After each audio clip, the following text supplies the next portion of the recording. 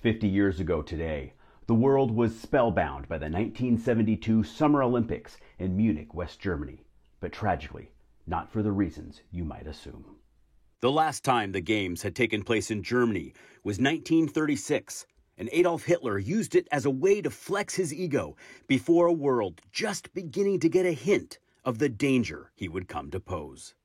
Now, nearly 40 years later, the Germans were hoping to leave the world with a very different impression.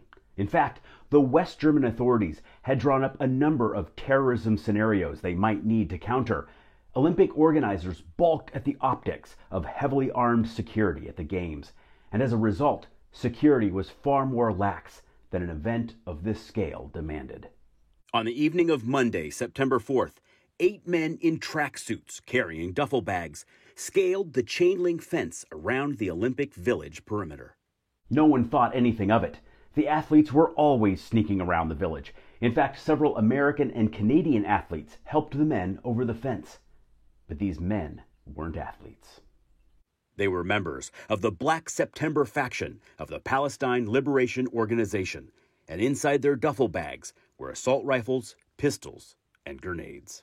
Using stolen keys, they entered the Israeli dormitory, housing athletes, coaches, and other officials. When armed, masked men appeared in the doorway, a wrestling referee inside shouted a warning to his sleeping roommates and threw his 300-pound bulk against the door in an attempt to stop the intruders from forcing their way in. He was not successful, but his actions gave one of his roommates enough time to smash a window and escape. A third, Moshe Weinberg, joined his friend in trying to push the intruders back. He was shot and, bleeding profusely, was forced at gunpoint to help the terrorists round up more hostages. He led them past one apartment, claiming the occupants were not Israelis, and on to a third room full of wrestlers and weightlifters that he hoped might be able to overpower their intruders. But the men inside were all surprised in their sleep and unable to put up a fight. While being marched to another room, Weinberg and one of the other weightlifters attacked their gunmen. Both were gunned down. In all, the terrorists took 9 hostages, made up of coaches, judges, and athletes.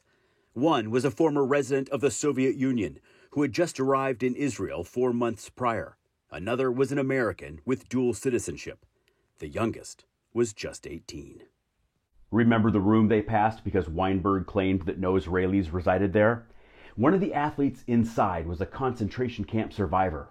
Woken by the commotion, he and the rest of the men in that room were able to jump from their second-floor balcony and run to the American wing of the dormitory to alert the world of the attack.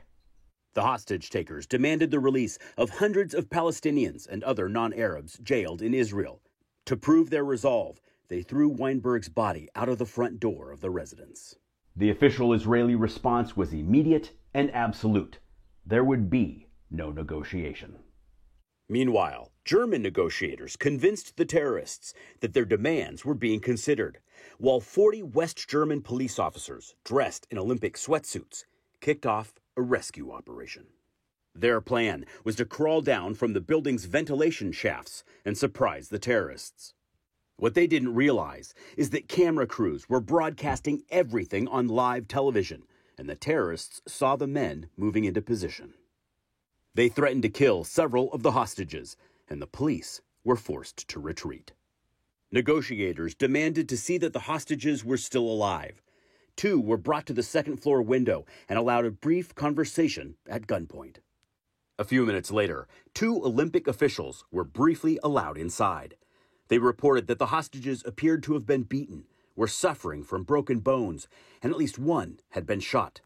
They also reported that there were only 4 or 5 attackers. There were, of course, more, hiding out of view, something that would later come to haunt the police. The Palestinians demanded a plane to take them to Cairo, and the authorities pretended to agree. A plan was drawn up.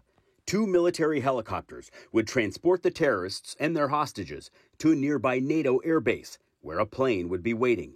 There, troops would storm the helicopters and save the hostages. But that was Plan B. Plan A was using sharpshooters to take out the terrorists on the 650-foot-long walk through the underground garage before they ever got to the waiting helicopters. But the authorities didn't anticipate the terrorist leader first demanding to check the route. While there, with guns trained on the Olympic officials escorting them, the terrorist leader caught sight of the not-so-hidden snipers and demanded a bus take them to the helicopters instead. It was time for a new plan.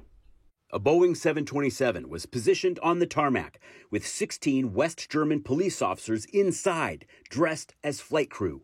Anticipating the terrorist leader would once again want to make an inspection, the new plan was to overpower the terrorist leadership in the plane, giving time for officers hidden around the airport to take out the rest. After all, there were just 4 or 5 terrorists, so it shouldn't be that difficult. However, none of the police had any special sniper training, nor rifles with the necessary night vision optics. They didn't even have radios to communicate with each other. And of course, there weren't just 4 or 5 terrorists. It was double that number, as authorities quickly realized as everyone was boarded onto the helicopters. At the last minute, the West German police aboard the airplane decided to abandon their mission and fled the plane without telling anyone. When the helicopters landed, the terrorist leaders boarded the plane and, finding it empty, realized they'd been lured into a trap. They sprinted back for the helicopters, where the rest of their team and the hostages waited. As they ran past the control tower, one of the police officers took a shot at the terrorist leader. He missed and hit the man's lieutenant instead. Hearing the gunshot, the other officers opened fire. The terrorists responded by shooting their hostages. When it was all over, every single hostage, nearly all of the terrorists, and a police officer were dead, and several other officers lay gravely wounded by friendly fire. The airport resembled a war zone. The 3 surviving Black September gunmen were later released, after Lufthansa Flight 615 was hijacked and would have been blown up had not the Munich attackers been set free. If you've seen Steven Spielberg's Munich, you know how this story ends. Operation Wrath of God was an Israeli Mossad mission to track down and assassinate all those responsible for the Munich massacre, one by one. Only one known accomplice is unaccounted for, and he has been living in hiding for more than 50 years. He is still being hunted. Stay curious, my friends.